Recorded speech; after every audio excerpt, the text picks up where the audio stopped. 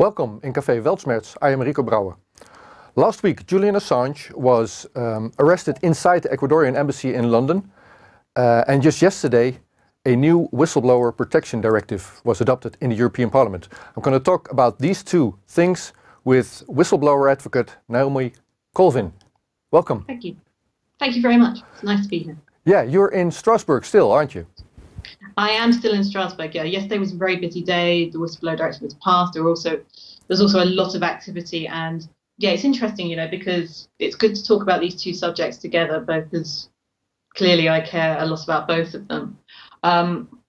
Without Julian Assange, I'm not sure there would have been a Whistleblower Directive yesterday. Not because he sort of gets directly credited for these things, but he really changed the debate around whistleblowing and the perception of the subject, and inspired people. So he inspired Manning to make her disclosures, or gave her a location in which to do so. Manning inspired Antoine Deltour, the LuxLeaks whistleblower, and from LuxLeaks, go down the road a bit and you get the European Whistleblower Directive. Normally you wouldn't see Julian being sort of overtly credited or talked about in those circumstances, because actually his influence is so big, it's sort of too obvious to need mentioning a lot of the time. But yesterday, because these two issues conflated, it was different, and actually his name was all over the place in pretty much every event I went to there. So yeah, it's an interesting time. All right. So for the audience, maybe you can summarize what's in the Whistleblower Protection Directive that European Parliament passed.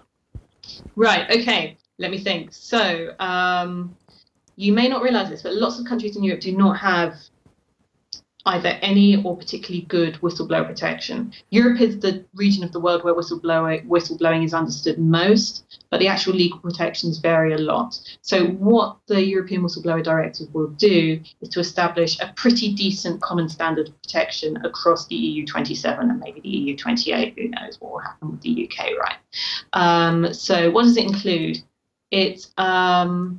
It covers the entirety of EU law. That means it leaves out things like national security and borders and things which are specifically laid down to nation states. But other than that, it covers the whole lot. It also covers data protection and information security and that kind of thing. It allows whistleblowers to make a disclosure either within their organisation or to an external regulator, as they wish, without fear of legal jeopardy. It also establishes a slightly more limited right to be able to go to the media, either sort of directly, and there's some particular rules surrounding that, or after you've tried either going internally or to an external regulator.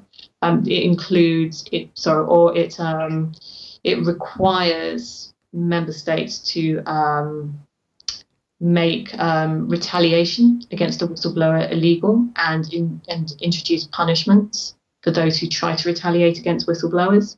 It does other things. It's not a completely perfect piece of legislation. There are a couple of issues in it which we're going to have to look closely at how these provisions are adopted in national law, just to make sure that it's right. But actually, on the whole, I would say it's a much better, more comprehensive piece of legislation than anyone would have thought possible a few years ago. So it is a major success. Yeah, it's been a couple of years in the making. You were involved in that as well, as you told me before this conversation. So now do we have, it's a directive, so it needs to be passed on to law in the member states. Indeed. Now, so I guess it will formally, because there's a whole bunch of sort of translation by lawyer translators, all the crazy stuff that goes on in the EU that has to happen now, and then it'll be formally adopted by a meeting of the council. So this will all happen around September, we think. So that's when it becomes law, and then EU member states, however many EU member states there are by then, will have 2 years in order to transpose it into national law. And I think there will be some work around, helping civil society groups in different countries to recommend to their governments how this should be done. Yeah. So one of the current EU member states would be United Kingdom. Now, in the UK, last week, British police entered the embassy of Ecuador to arrest Julian Assange. Now, let's move to that topic, if you will, because you were also involved in, I introduced you as a whistleblower advocate in helping whistleblowers defend themselves against nation states even. So what's the situation of Assange as you see it at this moment? Yeah, so Julian has been arrested in the UK. We've all seen the quite distressing video. It distressed me, even though I knew this has been coming for more than a year, but it distressed me much more than I was expecting, having been quite close to that situation for a while. So Julian was arrested. Police came into the Ecuadorian Embassy and sort of took him out. He was charged with two things. He was charged with violation of his bail, which relates to the circumstances in which he went to the Ecuadorian Embassy in 2012. He was pretty immediately found guilty of that because the case was adjudicated last year. You might remember a case at Westminster Magistrates Court if you watch these things closely. So he will be sentenced for that next month, and I think it's at a Crown Court where he faces a maximum sentence of a year in a UK prison. I think we can probably expect him to get a year. In a way, that's not great, but more worrying is that he was also serving an extradition request for from the United States, who want him. Basically, we can call it a conspiracy to commit journalism charge. It's a conspiracy charge that really targets journalist source communications and kind of very normal journalists encouraging talking to a source during those conversations, which is very worrying. There are other dimensions of this indictment which I'm happy to talk through with you, but in the interest of brevity, that's what's going on. So next month, I believe there'll be first hearings on both the on the extradition case. That will be a procedural thing, and there will be the sentencing in the Crown Court for the bail violation, which they'll probably throw the book at him. In the meantime, Julian is at Belmarsh prison in southeast London. Belmarsh is a high security prison. It's where terrorism suspects go. It's a very harsh regime by British standards. I'm sure that it's not great there. I think his visitation will be quite limited. So that situation is quite difficult. Having said that, having been around the Ecuadorian Embassy until Julian's communications were restricted in March last year, that situation was very difficult. It was very stressful.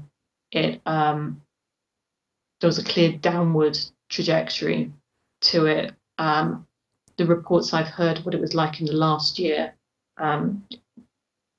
seem very unpleasant to me, and really not something I would wish on my worst enemy, not much less someone who I have quite a bit of respect for, Julian. And so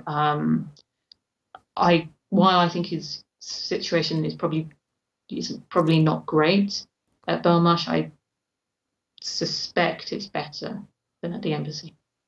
Yeah. So you are from United Kingdom.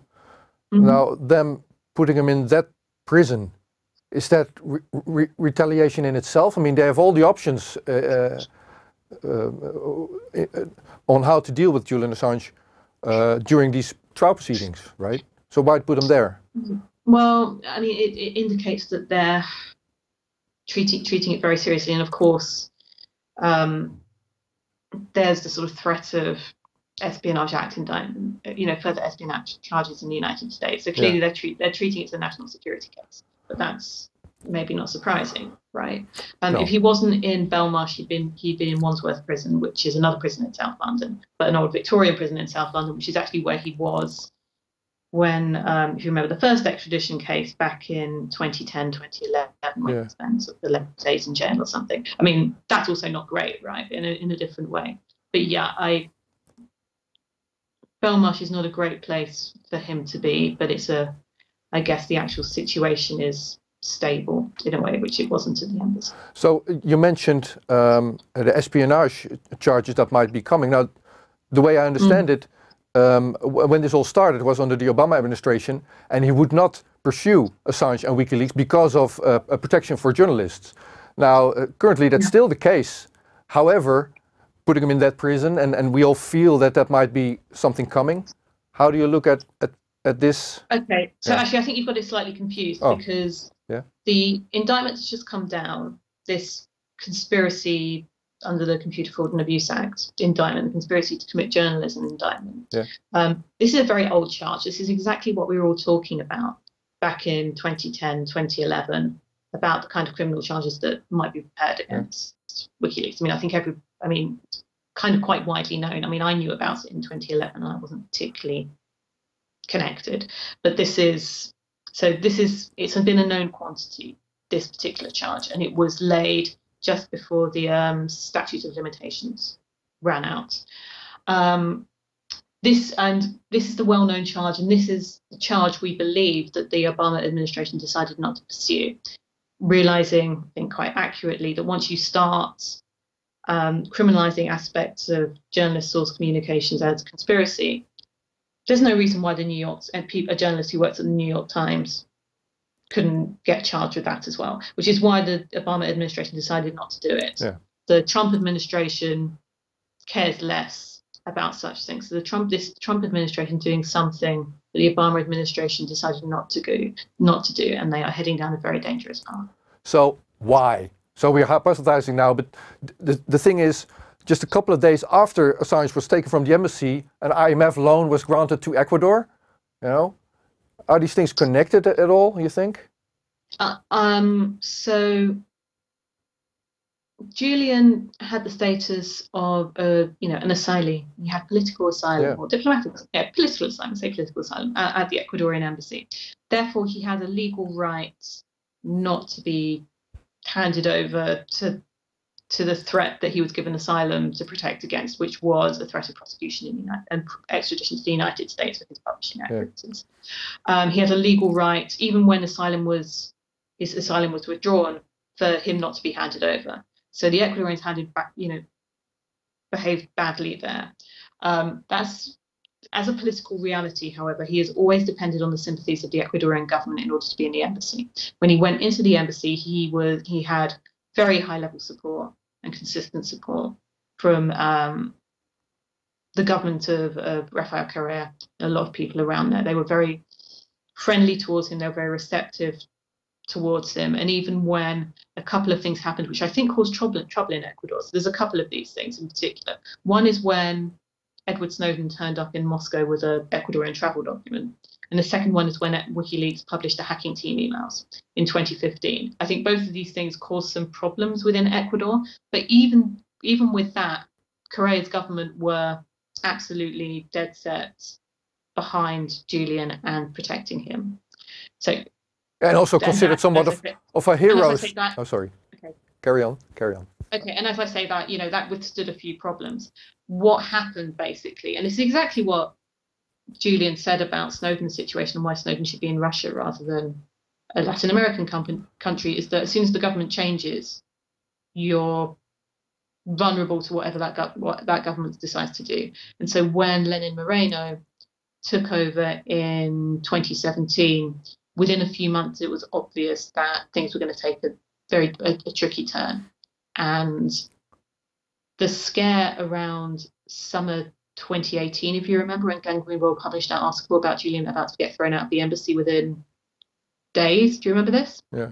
Last year. So what had happened around then is that there were a lot of murmurings around diplomatic conversations between the UK and Ecuador that were happening then, which were happening there. And the other thing that happened was that the foreign minister of Ecuador, who was Julian's last friend within the Ecuadorian government, was sort of promoted up, and she became president of the UN General Assembly, which was a deal done to sort of get her out. And that's why people knew that, okay, from this point on, he's very vulnerable. And so they've known since that time that basically he was going to get thrown out. And what has happened since then is that Julian's legal team have launched a series of litigation, basically between against Ecuador to try and get them to uphold their legal obligations, even though they didn't want to do so. And that's clearly quite an unstable situation. Yeah. So, what's your take on how this is going to continue then for Assange? So we now have an extradition case on our hands. I've dealt with extradition cases before. Last year, I helped Lauri Love beat extradition to the United States, where he was wanted again on hacking charges. These things can be won. In Julian's case, there are some challenges, right? But I don't think it's a completely hopeless cause. Some of the things that we were worried about with Lauri's case and that the High Court took seriously, in that case, have got worse since then. So the case is a bit stronger. I think that some of the same lawyers are working on Julian's case. And yeah, I think that extradition is not a done deal. I think we can build up public support, and I think we can. I think Julian Assange will be able to build an excellent legal case for him not to be extradited to the United States.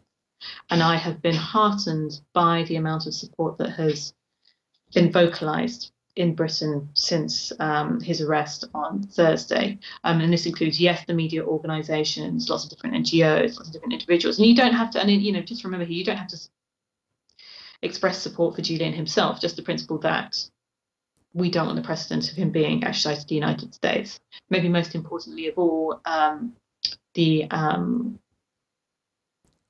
Labour front bench, so Jeremy Corbyn, leader of the Labour Party, and their shadow Home Secretary, Diane Abbott, have been very vocal in asserting that Julian should not be extradited to the United States, and the government should not be doing this.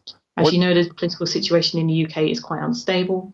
This extradition proceeding is going to go on for quite a number of years. It is entirely possible that by the time we get to a critical stage, Labour may be in government.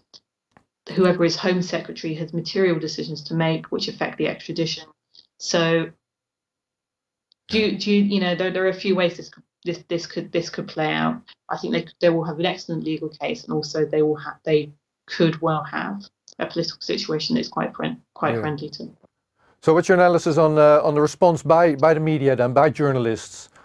So, is there much support for him not being extradited, or?